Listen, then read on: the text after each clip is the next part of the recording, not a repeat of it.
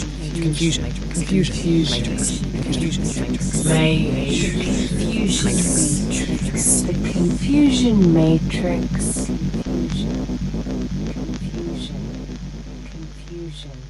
And I think it's arguable if we do hit an AI apocalypse, it's not the AI that was ever the problem. It was the societal model. Capitalism is eating itself. Now you want to tell us that you've given birth to something that's going to destroy the world, but you didn't mind it while you was earning some bucks. There are some existential risks for humanity, but AI is secondary to those, right? In almost every case, he was talking about humans directing AI to do things.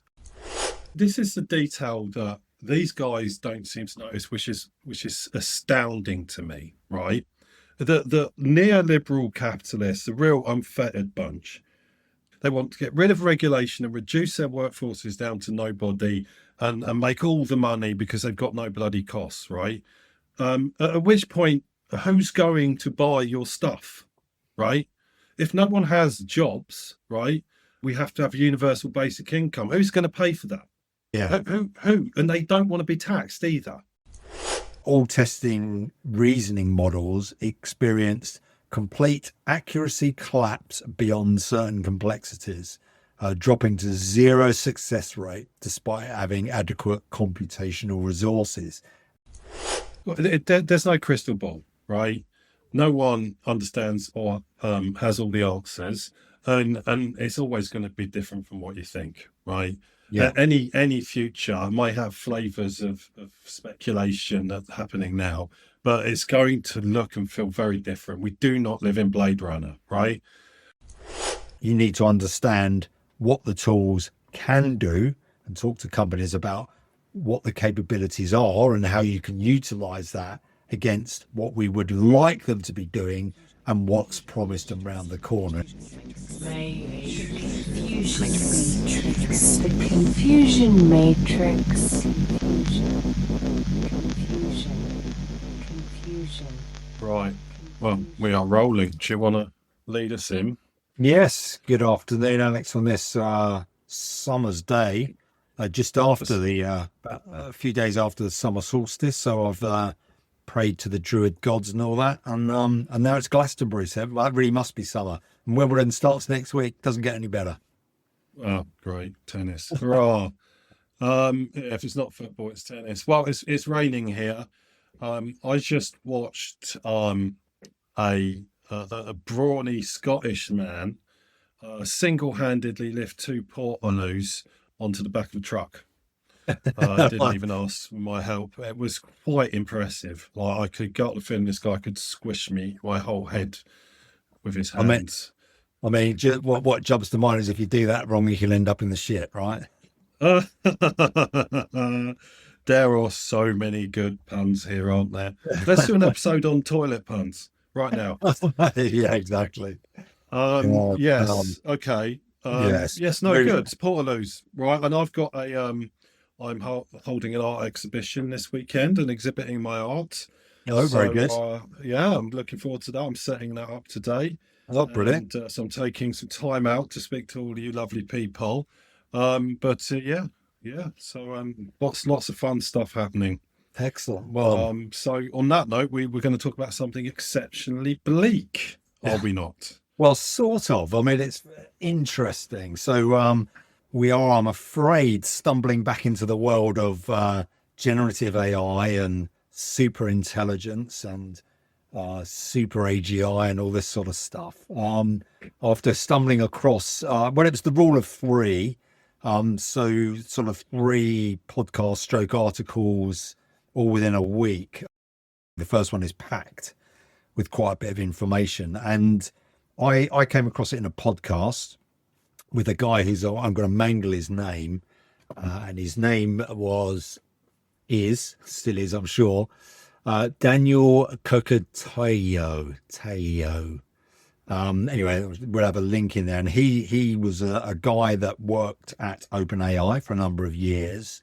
Interestingly, his job there was as a forecaster. So a bit more like us, sort of analytics.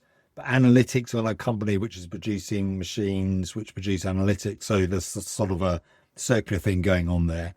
And he was at OpenAI for, I'm not sure how many years, a few, can't be too many because it's not that old of a company.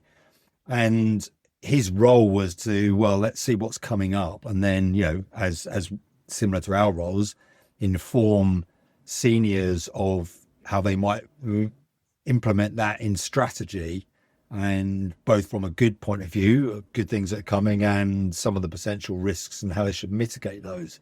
And ended up leaving the company because he felt they weren't doing enough to mitigate the risks. And of course, we're talking about Gen AI here, so we can imagine what those risks are. And really, it was around the whole super intelligence explosion.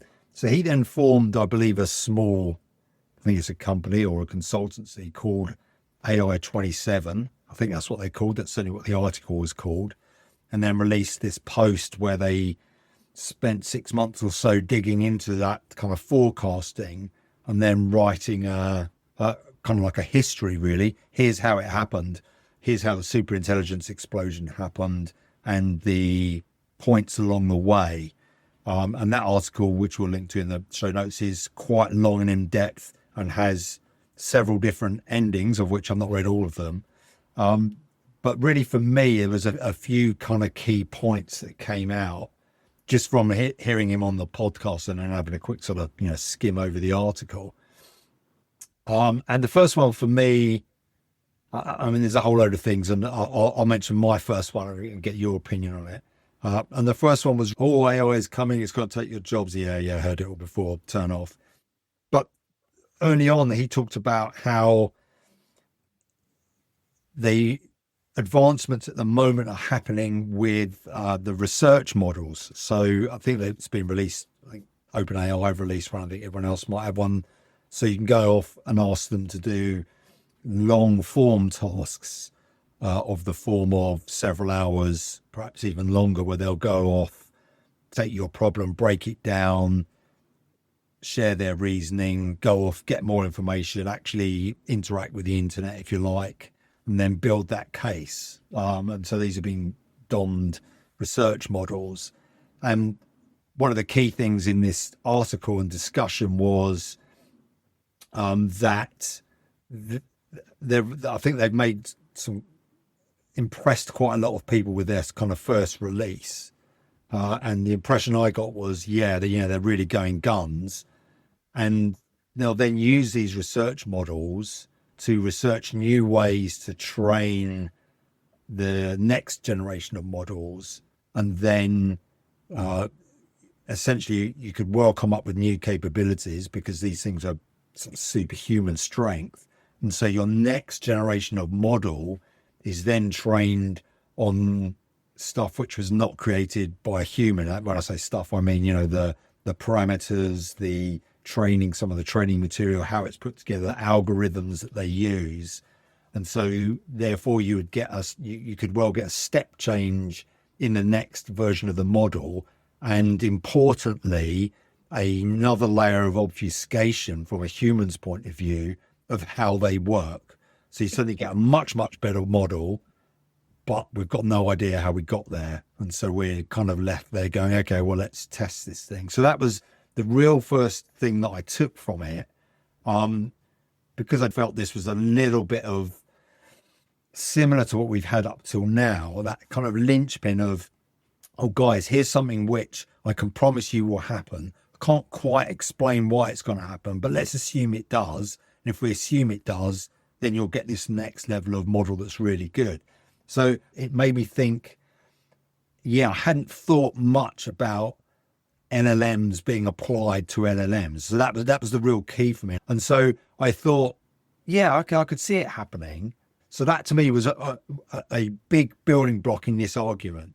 And part of me thought, really interesting. That's a good point that this could actually happen. And part of me thought, you're just telling me that what's behind the curtain is really good, but you're not telling, you're not actually showing me what's behind the curtain is good. You're just telling me, it's going to be really good. And, you don't understand it. And, but it's okay. It'll be superhuman, right? So it was double-edged for me. Any thoughts? I've got so many thoughts on all of it that we're not going to be able to cover them all off, and it would involve me monologuing for 10 hours. I think it's useful to revisit the framing here. So this is AI 2027. It reads a bit like if you've ever read World War Z, which is an oral history of the Yes. zombie war, as a sort of set of scenarios, somewhat dramatized, but also presented in a sort of academic paper kind of way, that paints a pretty bleak prognosis on the development of AI over the next 2 years, that has the core outcome is apocalyptic, right? Yeah. And what it really, really reminds me of is, do you remember in the 80s there was a that BBC film called Threads? I think it was BBC, it was UK, one of the terrestrial channels, about the nuclear strike on London. Did you see that?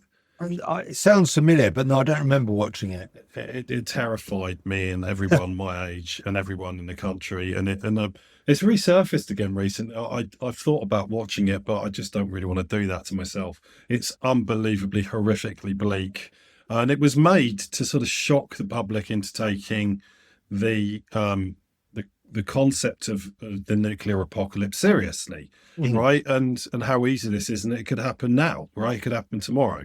Yeah. And this article, paper, whatever it is, has a flavour of that about it, as does the other one that we're going to discuss.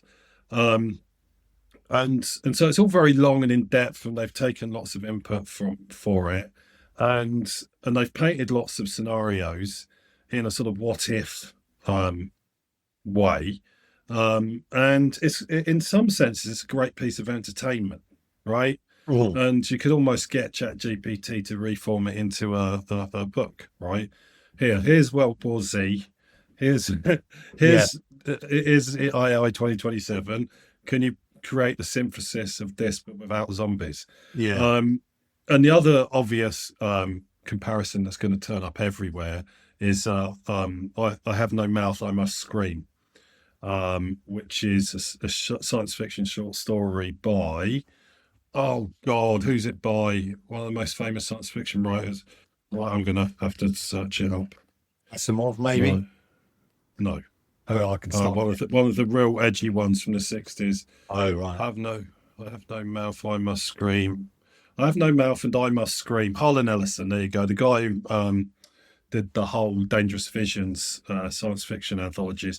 Anyway, that's about a sadistic super intelligence that tortures the last of humanity for its own entertainment. It's one of the most bleak pieces of literature you'll read.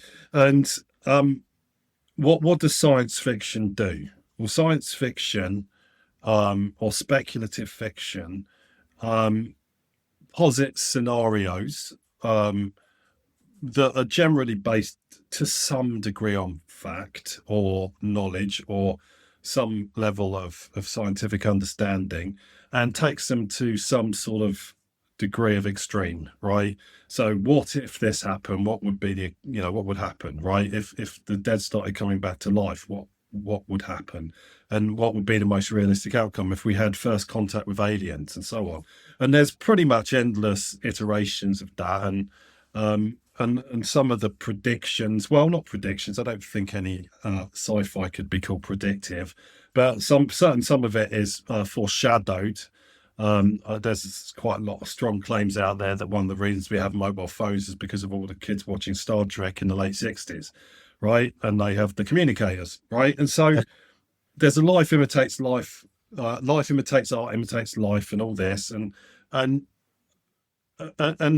why are we talking about science fiction? Well, that's what AI 27 is, right? It's a piece of science fiction, right? And so when back to your point, there's a subtle sleight of hand. You might call it, if back to my favorite, the Seinfeld yada yada yada. I met this woman. We went out for a coffee, yada, yada, yada. I woke up in her bed in the morning. Well, the yada, yada, yada was the interesting bit, right? So why did you just, gloss over that, right? And and so he's yaddered a bit, right? Or they Mhm. have, whoever it is. Um, and um, and the devil's in that particular detail because a lot of what happens for the rest of that story is dependent on AIs being able to basically gang up, right, and start educating each other, right? Mhm.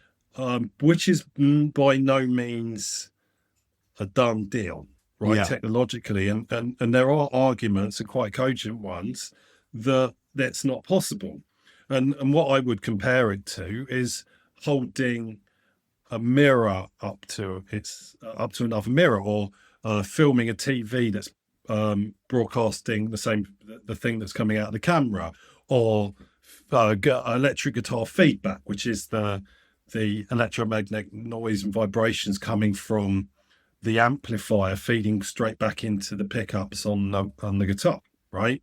Yeah. I actually love the sound of guitar feedback. I often spend hours with my amp cranked up making it because I just find it glorious. But a lot of people find it unlistenable. And this is the thing: is that it's an effect. It's a thing that happens, and you can be creative with it, but ultimately, it's not the music, right? The holding the mirror up to the mirror isn't creating more world. It's not creating more universe. It's not generating space. It's just a thing that occurs, right? And in the case of feedback or TV camera filming its own output, the effect is interesting but messy and incoherent, right? Mhm. And I think there's just as a strong a Yada argument to say that once you start having um, AIs feeding on their own slop, and B, AIs feeding off other AIs slop, that all you're going to get is slop cubed, right? Slop Mhm. squares, slop cubes, slop to the power of however many AIs you've got going, right? And and all the while they're updating, changing, moving the goalposts on the models, different types of reasoning, and so on.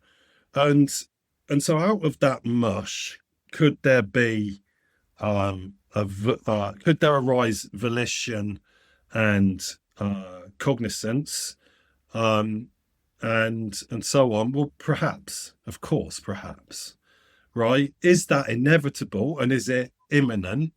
I find a highly dubious assertion, right? Yeah. Highly dubious. So what then does a paper like this exist for? Well, for the reason a lot of science fiction exists for. Reason one, um, it's interesting and fun, and entertaining, to extrapolate and share that with other people. And two, to pose scenarios that you want people to um, acknowledge, right? Yeah. That AIs could be a bit dangerous. Nuclear weapons are, generally quite scary. Aliens might not be friendly. Time travel could have some really quite disastrous effects for the present, and so on. Right. Yeah. So I read it as science fiction, right? Yeah. And there's lots of very prescient science fiction, right? Yeah. But none of it, none of it has come true. We've Well, got various flavors of all of it, right? But none of it, there's no one vision, right? yeah. There's little bits of thousands of visions and a whole bunch of stuff that everyone assumed was going to come true, like flying cars, that probably never will, right? So I found it terrifying, the whole article. I sent it to my son, who's quite interested in these things, who found it terrifying. He's described it to my wife, who found it terrifying. And I was like, well, this is probably not a bad outcome, right? I don't really like terrifying my family. I don't live to terrify my. Like, I hide around corners and stuff and jump out screaming at them and stuff. Yeah, I love to terrorize my family. No, I don't. I don't. I felt bad for them, and I was like, well, look, no, here's my opinion, and then stood there for 20 minutes monologuing at them until they started to look really bored, yawning, and walked away. And I think I put their minds to rest a bit. So is But it, your tactic was it the apocalypse is coming, but if I bore you, you might just fall asleep and not worry about it. well, maybe everyone falls asleep or something, Yes. and maybe that there's a chain effect here that gets people to start taking the threats of AI quite seriously, and they are manifold. But is this an apocalyptic scenario? Could it ever be? Maybe, right? Is it going to happen in 2 years? Fine, seems really far fetched to me. Like Yeah, oh, really, yeah, yeah, really, really yeah, far fetched. yeah. Whereas there genuinely could be a nuclear war tomorrow. And funnily enough, look what's happening in the world. We're up to DEFCON, whatever, right? Things are scary, They've right? run out And of those and cons, haven't they? and there's some amazing literature of the similar type on nuclear warfare. There was one really recently. I will put the link in the show notes because I don't want to waste too much time by looking it up. Really interesting one that was written in the last year about how a nuclear war could accidentally happen any day now, accidentally, Yeah, right? yeah. And she explains step by step exactly how it happens. She gives evidence for why she says this could happen, right? And it walks through a bunch of scenarios of how this accidental nuclear exchange leads to absolute devastation and complete nuclear apocalypse, right? I had to start reading about it 2/3 of the way through because it was so distressing, Yeah. right? I did not get that with this article. I just thought it was a bit laughable, actually. Well, I think you make some good points there. What was really interesting is because I heard it being discussed first before, and so therefore I skim read it a bit. And then what I found was like it settled into my brain, and then over a couple of days, as it started to rust away, there were a few points left, which are these, the point I opened on about the research models was one of the things that stayed in my mind because, and you're absolutely right that it paints scenarios, and maybe it's the way our brain, certainly the way my brain works, is, I can latch onto them. So I found a couple of those elements of those scenarios, and this is one of them. The whole research part was just one little element. It's quite early on, which is kind of why I picked up, because I thought, well, if that doesn't turn out, then your 2 years is out the window. If it takes 5 years, then you're knackered. You say I had 37, and if it doesn't come off at all, then your AI is zero. So like you say, they painted a number of scenarios, and I think what you say about science fiction. If you look back over science fiction, you see that, like you say, it's the same thing. It's a bunch of scenarios put together. Oh, and that makes Neuromancer. And then it's funny because as we are now in the future, beyond what most science fiction was written about, we're now quite a few years beyond things. Blade Runner was Los Angeles 2019. Oh, that's 6 years ago. With flying cars and replicants around that you can't tell the difference between humans and replicants. And that was 6 years ago, right? And I think when you look back, you go, oh yeah, but this bit of Blade Runner they got right, which was, oh yeah, look, it's got lots of Japanese stuff. Well, it wasn't quite right. It's maybe it's Chinese now. You've got a lot of Mandarin you've been spoken in the world. He was quite prescient about that. And so when people look back at sci-fi, like you say, they take little elements of parts of the scenarios that were keyed together, and you go, oh yeah, look, that bit was right. It's like, yeah, but the book only happened, or the story only happened because 9 of them lined up in the way that the book did. As you say, that's what you do in speculative fiction. And when you look back, you go, yeah, got 3 of them right. You say, yeah, but if you line up 3 of them, you don't have the same story, right? And I think that's what you're saying is when you look back at these things, you see elements of them. Oh yeah, look, mobile phones, they're just like communicators. Oh well, because there were flip phones, but actually we had phones before that, and there are elements, yeah, and we don't have people beaming around via some sort of energy beam, and that's probably never going to happen. But some of the other bits, right? Do you know what I mean? So there are small bits of scenarios which, when you look back, you go, yeah, we've got that now. Yeah, but you don't have any of the rest of it. Yeah, exactly. And much of that rest of it, as you say, it's not going to happen. And thank God we can't be broken down into lots of little glittery things and beamed somewhere else. Right? I mean, just there's quite a few articles and things been written about just how terrifying the concept the transporter is and what it means. It's a really, really useful philosophical tool for understanding the nature of existence and corporeality and things. So I don't. We could go through that AI 2027 bit by bit, and and judge based on our knowledge and where we are now for each portion or iteration of it, whether or not we think that is more or less likely. And there's some stuff in it that's absolutely on the money, right? It's sort of undeniable in terms of there will be stuff like this happening. Like AIs don't have to go to sleep, right? They can sit there coding all through the night.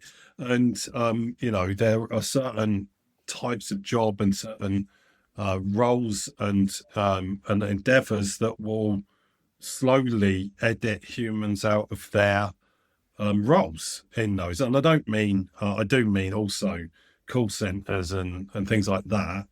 But I also mean some very highly skilled work will no longer need to be done.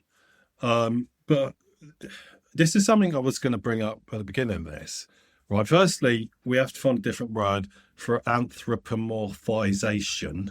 Yes. Because that's the last time I'm going to bloody say it, right? Because I can't, and it causes me cognitive pain.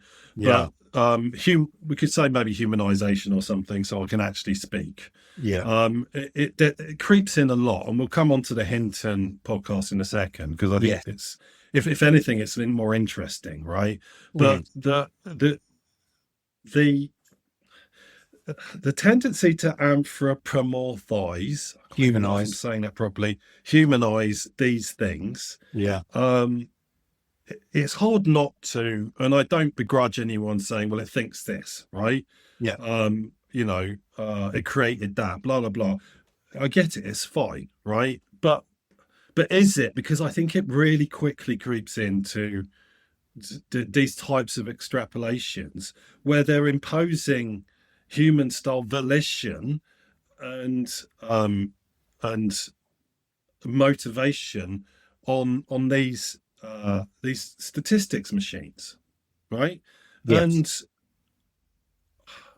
And these machines don't have volition, and they will run out of motivation when they run out of tasks, right? And they can do tasks of the most pointless and boring type forever, right? And something I think very few people really understand about why we have large language models and the other types of Gen AI, that somehow we got some great refinement of understanding of cognition and neural networks and all this stuff. Why did these things suddenly get lots more clever? Because someone came up with a better algorithm. Well, no, that's not really what happens. There was lots of incremental changes across algorithms, but what ChatGPT is not massively different from what havoc was a decade ago, right? Yeah. What's changed is the amount of data and the processing and the chips that allowed these things to be trained on the whole of written matter for everything that exists, right? Yeah. And that is not refinement, that's brute force. It's the exact opposite of refinement. And so there's this sort of idea that you can keep brute forcing, throw more and more and more at this, and we create a Dyson sphere around the sun and use that to power this. To what ends? Because basically, Gen AI will brute force anything you give it. But there is a finite amount of time and energy in the world, right? And these things are highly inefficient, right? Highly, highly, highly, highly inefficient, way less efficient than the human brain, right? So you could argue that a lot of this stuff is simply not possible because there aren't enough atoms in the universe. There's not enough energy to make it happen because there's no refinement, there's no creative leaps, there's nothing. It has to basically throw everything it can at everything. And when it hits a wall, i.e. there is no knowledge about this, it has to feign creativity. And the only way it does that is through brute force, to try everything or just give up, right? Yeah. And that particular fact doesn't seem to come into any of these conversations. I think what really stuck in my mind was because, as we discussed before, and as you eloquently put there, this stuff isn't just going to happen. And actually, it's a bit sci-fi. One of the other things that stuck in my head, which I thought was interesting, and I thought it is why we might get caught out, is he talked about, for example, he doesn't use the term open AI because I think they use brain AI because obviously he doesn't want to talk about specific companies. But the premise is, and I think this is quite realistic, and you could see this happening. The premise is that they train a new model, but they don't release that to the public. It doesn't become GBT 16 or whatever next version's going to be, and that they actually just use it internally, and they realize it's an element of competitive advantage. So they use that again in this research way, train the next level, but keep it internal. And then maybe they spin that wheel a few more times. So what that made me think is that you then get this quite large advancements going on. And rather than seeing each version, you actually don't get to see 3 or 4 versions. And then they release the really new superpower one. And that made me think again that you could see that happening. That seems quite realistic. Why would you just keep releasing? Oh, look, we're trying something out in beta. It could be really good for our company, but you guys all want to try it. Well, at some point, it makes sense to say, oh, actually, this is a competitive advantage. Let's keep this internal. Let's try it. Oh, well, why would we do that? Well, we're just building out our own stuff. We're making our own compute more efficient. So why should we release it? Well, that makes sense. And then you get this idea, oh, look, and we've got some, now we bring in some other bits. We've got some agents running. We've got this going. Oh, look, guys, we now created this whole new layer and it's really, really good. And then they release that. And that sort of the reason why I felt that stuck in my mind was because, we're here now looking, going, well, you're not going to get this incrementally. But if you kept it behind the scenes, and then I think they start to throw in the government comes along and there's a bit of shenanigans going on. And again, you can see that happening. And then it gets released on the public after 2 years. And I thought, yeah, that would really scupper everyone. So you don't see the advancements and then you suddenly get it all at once. So I thought that was, again, like you say, it's just a scenario which is a flip of the coin, whether that could happen. But it was one that... Well, I don't think it is a flip of the coin, right? I mean, again, there's another yada here, right? They just yadded all over all the important stuff, which is that assumes that the people that run these things are rational actors. That assumes that the people who are researching to create these things are going to keep themselves to themselves. It assumes that a left field event doesn't come in and completely disrupt all of this, that the black swan, right? Yeah. And it assumes lots of stuff. But the thing is that the idea that someone like Sam Altman would keep something like that under his hat is ludicrous, right? This is all about ego for that guy. And,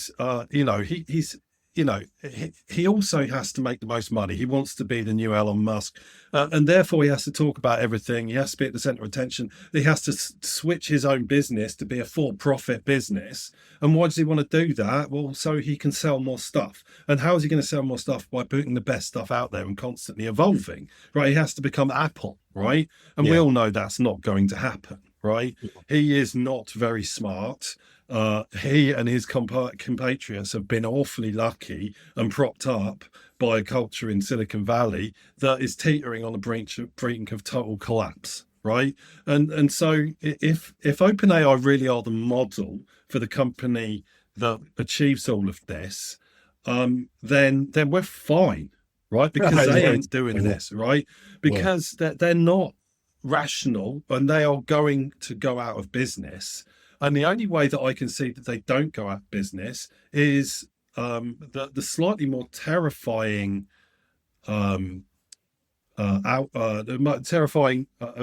eventuality that's already happened is that they focus all their attention on the military-industrial complex and start to sell their wares and to focus their research on military outcomes, right? And now it's so bad that several of the executives across the big AI players have been given honorary military status, right, in the last few weeks. Oh, right. So these guys, the army are taking this so seriously that they have done something that's completely unprecedented and brought in people high up in the commercial sectors as honorary generals and stuff, right? They have actual titles, right?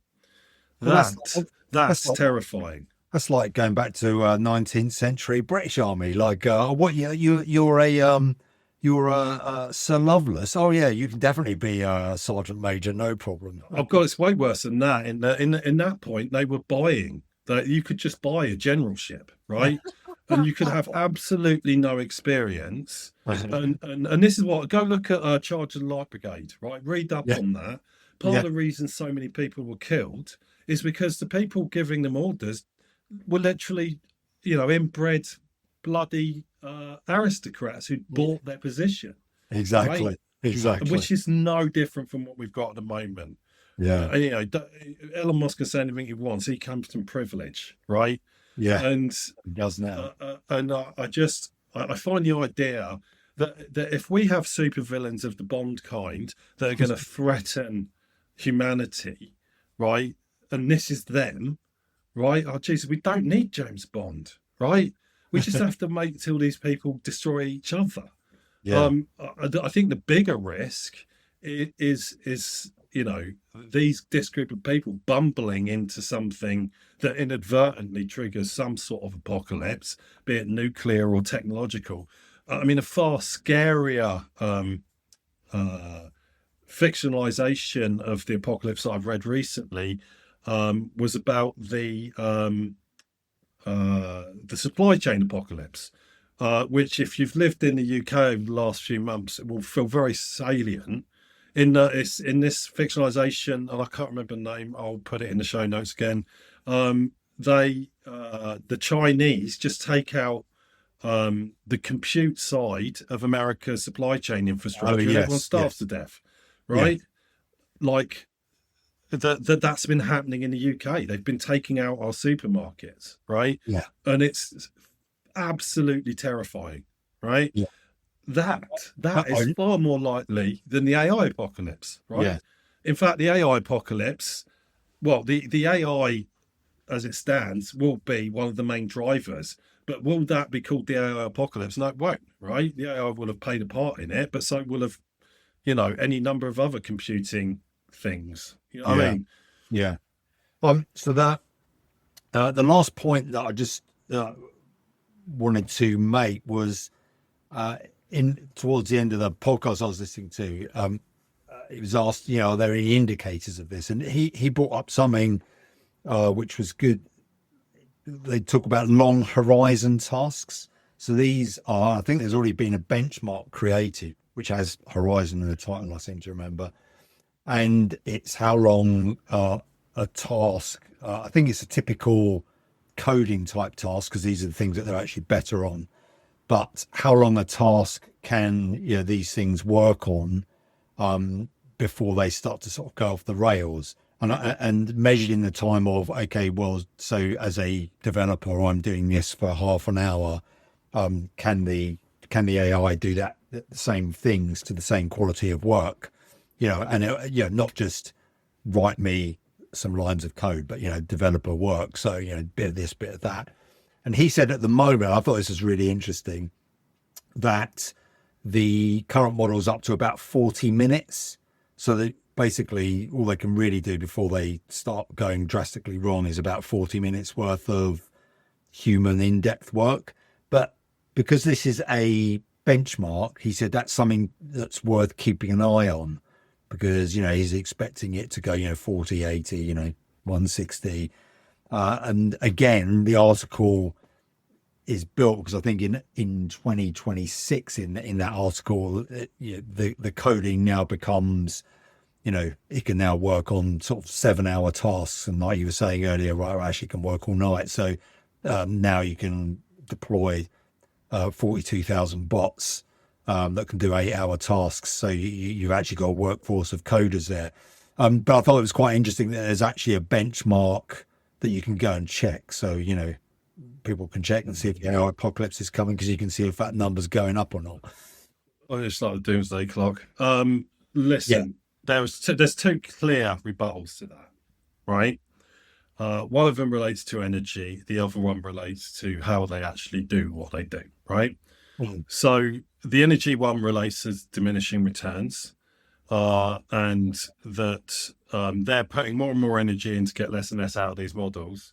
And there is only so much energy and input text, even if they're generating their own, and that costs energy and compute and chips and real world resources, and that to get from 20 to 40 minutes might well have been relatively easy. To get to 40 to 60 could mean a tenfold increase in energy consumption, unless they can find a reasonable way to make these things more efficient, right?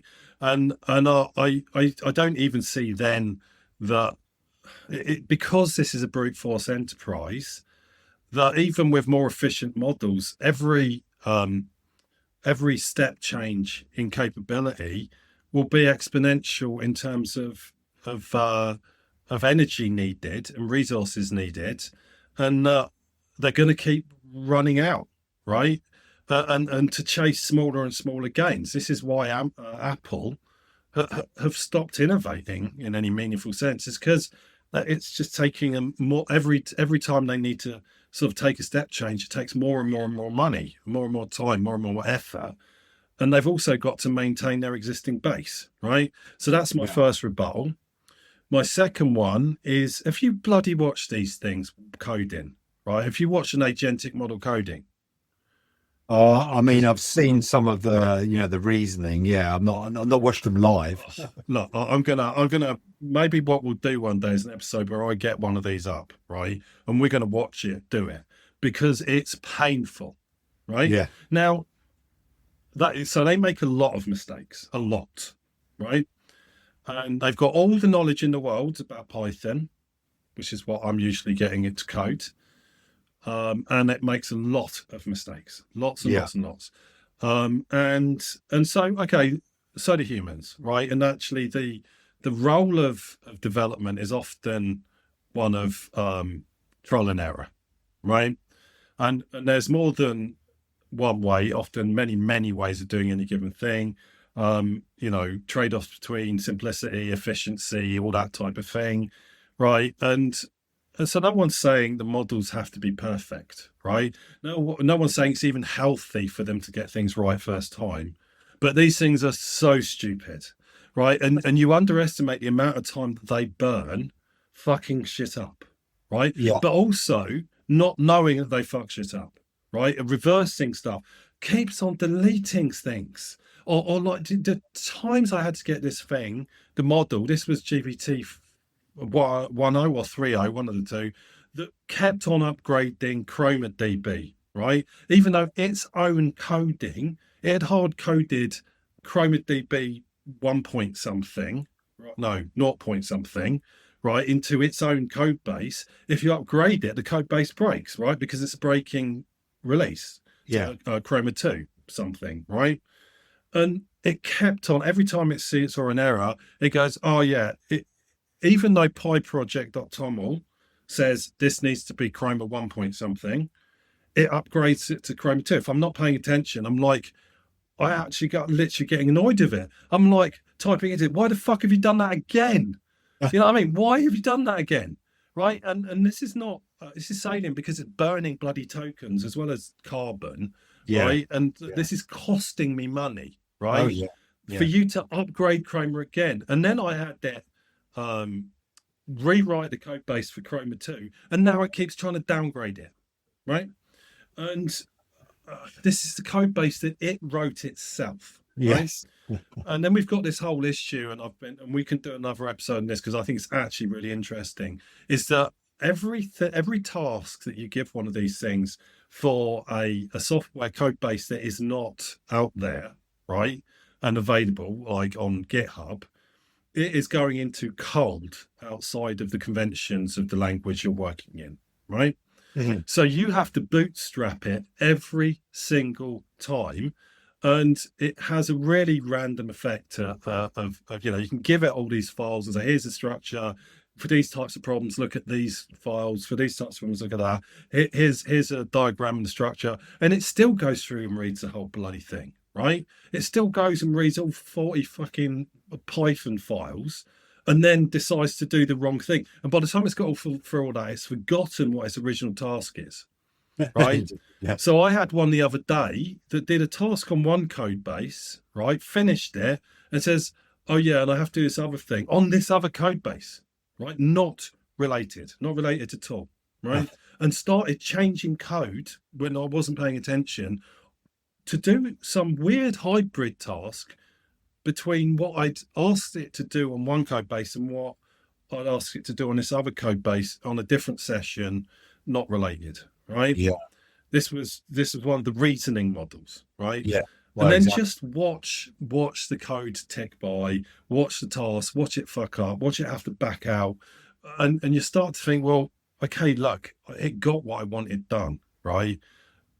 But I wouldn't have gone through nearly that many steps. It did it a lot faster than I could have, but it made lots and lots and lots and lots of errors. It burnt lots of energy and tokens doing stuff that was utterly pointless, and then left loads of weird hard-coded values all over the code base and all sorts of other stuff I'm now going to have to get it to engineer out, right? Yes. That it engineered in, right? And it keeps engineering new stuff no matter how much prompting I give it to not do shit like that, right? Yeah. So is this going to get better? Absolutely it will, right? But it's still brute force. There's no refinement here. There's no creativity. It's a fly butting, or the bee butting against the window, right? And my point in that is that, yes, you get to an answer. Sometimes it's optimal, but a lot of the time it's not. I mean, it's right, it's okay, it does the job, but you're going, but why would you do it that way? You know, and when you first create something, like you say, well, maybe it doesn't matter that much because it does the job. But when you're coming back and you're now saying, all right, I need it now to do this. Oh, but you coded it in that way in the first place. So yeah, go on, do all of that and make it more modular so you can then reuse it over here. Well, I've been doing some of this week. And then it does that, and then you give it a new thing. You don't say make it modular. Also, it just adds in a whole load of new repeats code, and you're like, why would you do that? I mean, you can see you've got a code base, you've got reuse, and you've got common functions, you've got reuse of methods, and you just go and you've more or less copied it and just whacked out another 60 lines when actually you should have adjusted the first one and done it in 3 lines. Do you know what I mean? And yes. Yeah, written whole extra modules. I've had to do that before. It did this whole thing, like, that was completely unnecessary because there was a file in there that did that already. It just didn't look for it, right?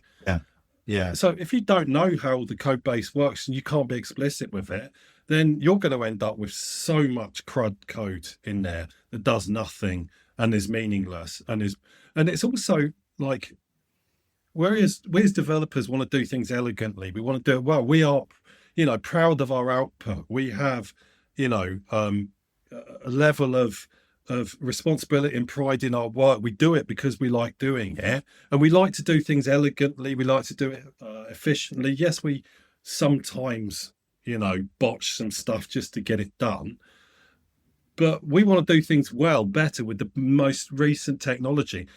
These things don't know about the recent technology, and because there's other bloody AIs out there creating upgrades on all new packages for doing stuff around AI, that the model is out of date immediately in terms of the best practice with this stuff, and it's then averaging it out, right? These are averaging machines, so it's the most probable approach to this as you're getting.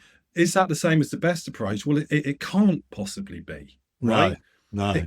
They simply can't give you the best approach.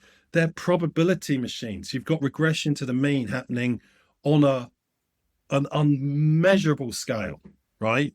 And so everything you're getting is at best average, right? And that assumes that these things are really able to take the average, to take the middle road. We assume that it's all averaged out, but actually I think the reality isn't that at all. I think they're very, very far below par players who just so happen to be able to brute force shit into life, right? I feel a rather large pointed thing going in the back of my head, and then I can say, whoa, I know Kung Fu. Oh, God. Yes, of course.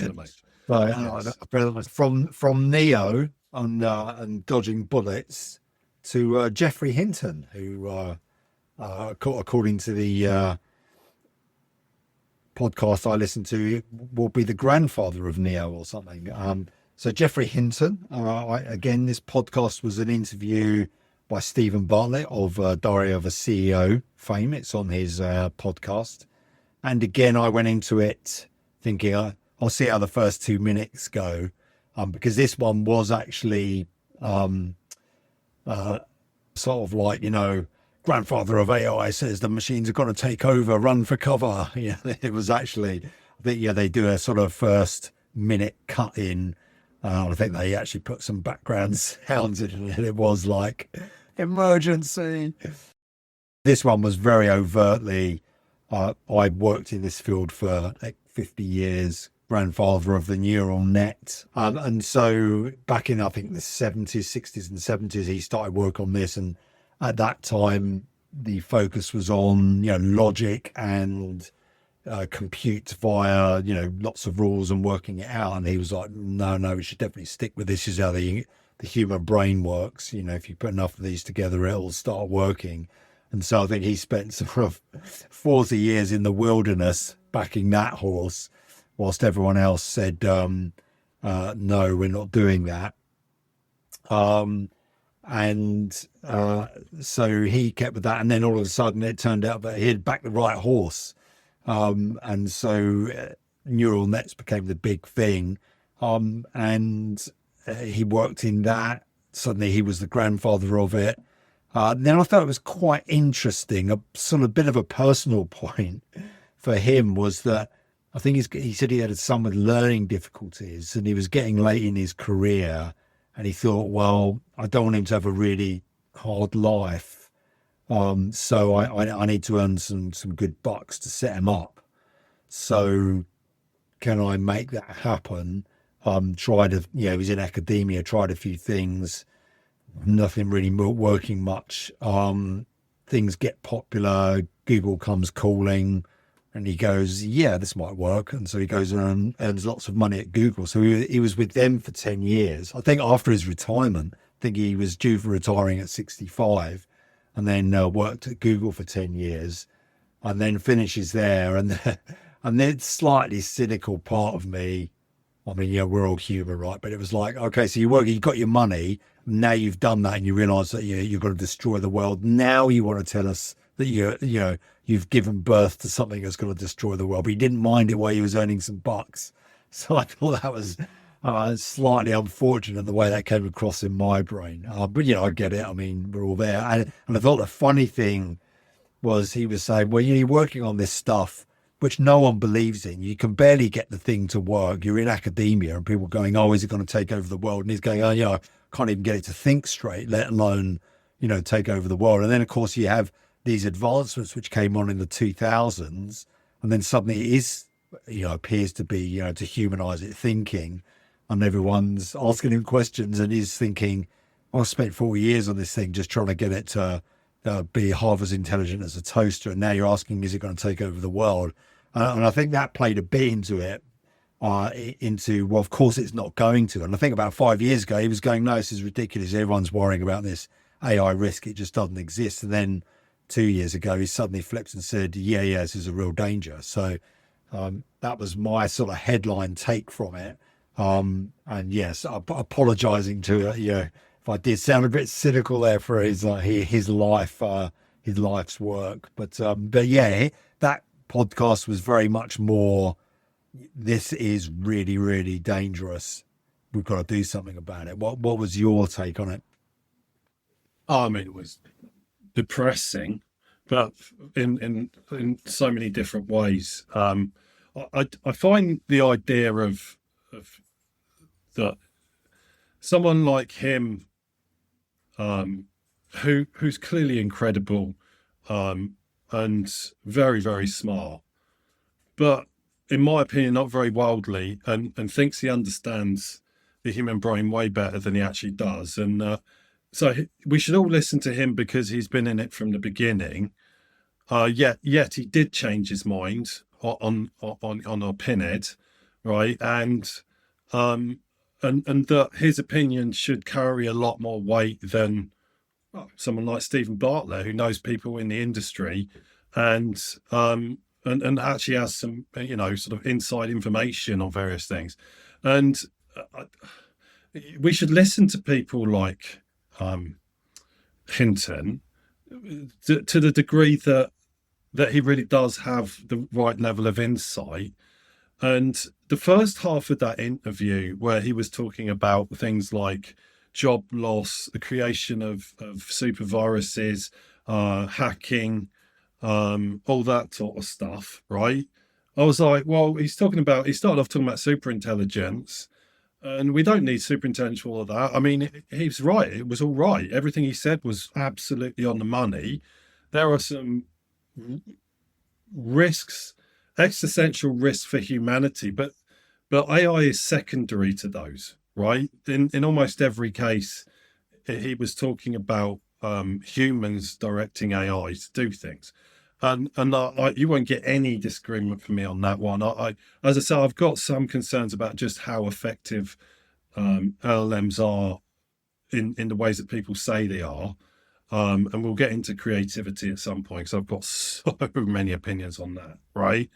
But then it started getting to super intelligence, and he's saying basically, being very reductive and materialist about what the human brain is, and taking a very antiquated point of view on it, that it seems to have cherry picked from the research about real neuroscience that suits his position on this, rather than taking a more circumspect view on it.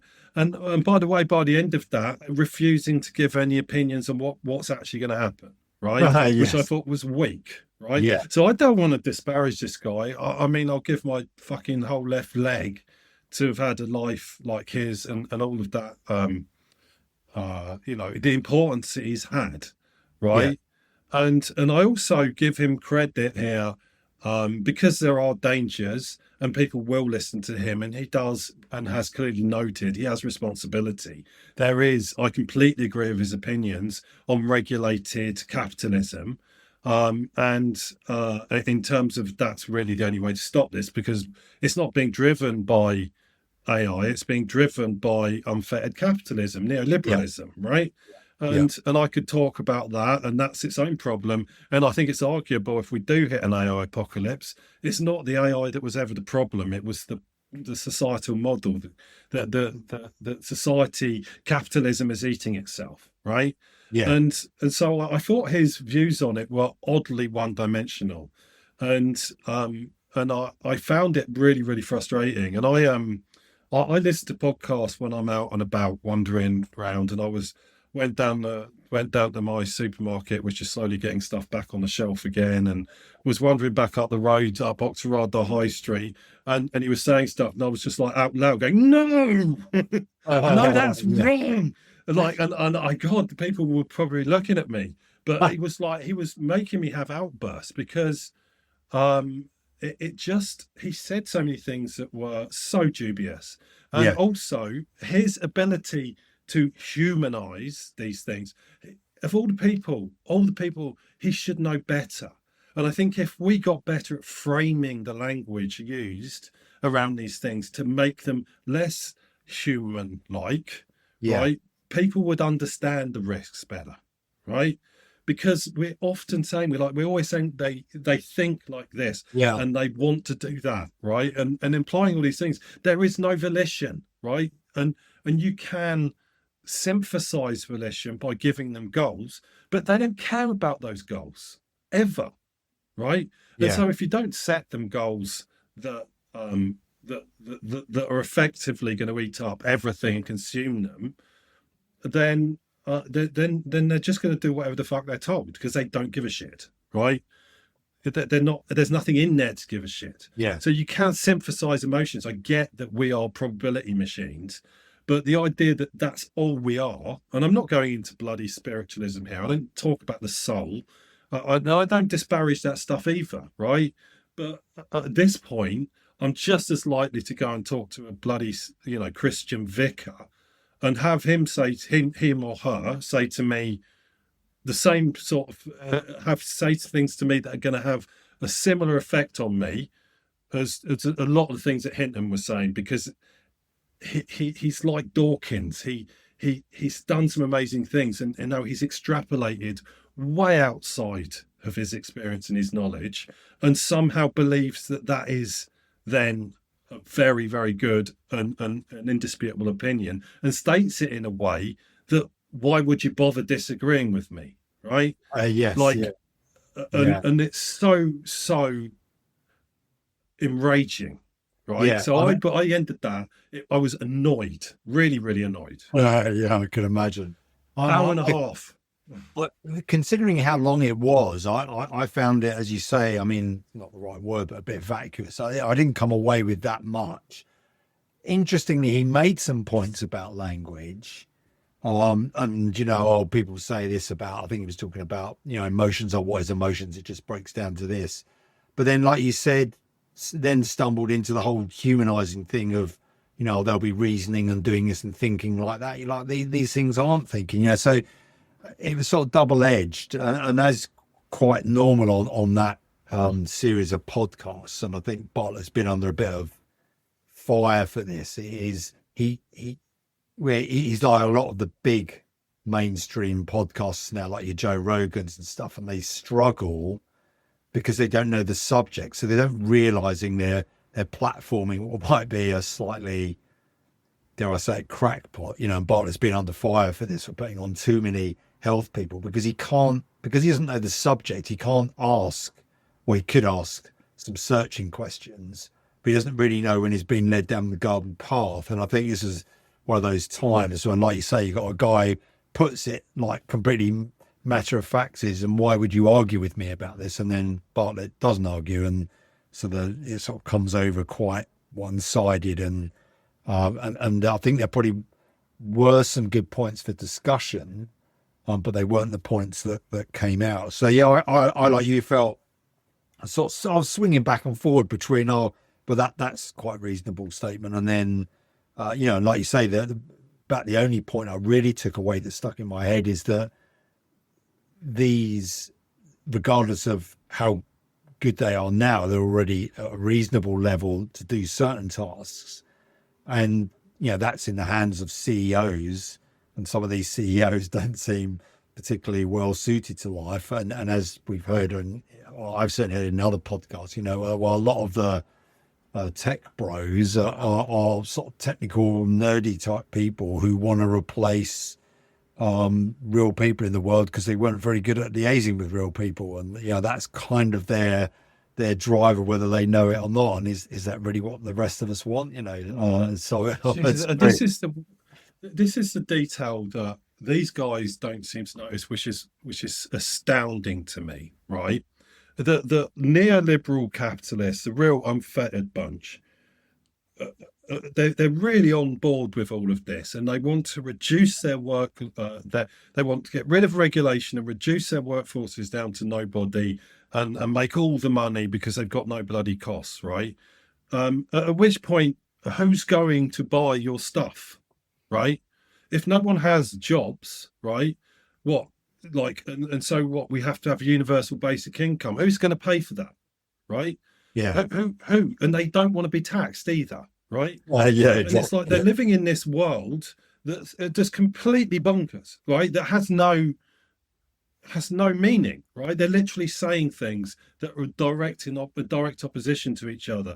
And so if Sam Altman gets his way and we're all replaced by much more effective AIs and no one's got a job, I agree with what Hinton was saying about it in terms of what that does to the human psyche, but it's sort of beside the point, right? Because if we've ever got to that point, we've got much bigger problems, because the companies that run the AI, but let's remember here, they need brute force, they need energy, they need money, and money, way more money than they can ever possibly generate to just keep the energy bill paid, right?